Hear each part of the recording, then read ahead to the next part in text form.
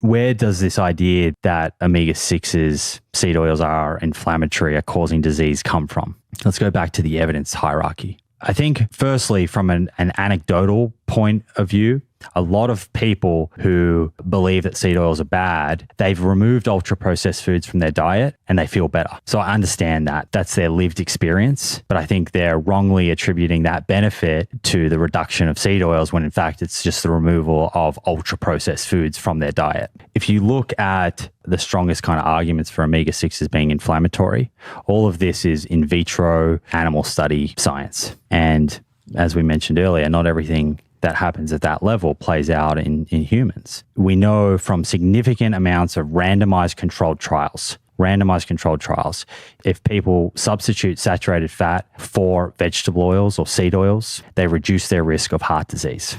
That's the first thing. The second is omega-6s, when you consume them, the body desaturates and elongates them into a biologically active form. A bit like what happens to omega-3s. People have probably heard that plant-based omega-3s go through a similar pathway where they're converted to DHA and EPA. Same thing happens with omega-6s. And along this pathway, when you consume omega-6s, which is linoleic acid, this is a fat that is quite concentrated in seed oils. Along that pathway, a fat called arachidonic acid is produced. And the idea from a mechanism point of view is that this is a precursor to inflammatory compounds. But when we look at human intervention studies, if you feed people seed oils, you don't get an increase in arachidonic acid.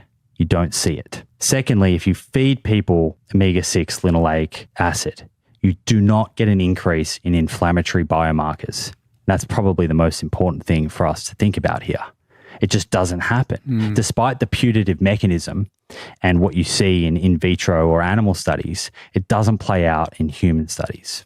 And then if you zoom right out and you look at large population studies and you look at people consuming more linoleic acid or who have higher amounts of linoleic acid in their tissues, they have lower risk of cardiovascular disease and lower risk of total mortality.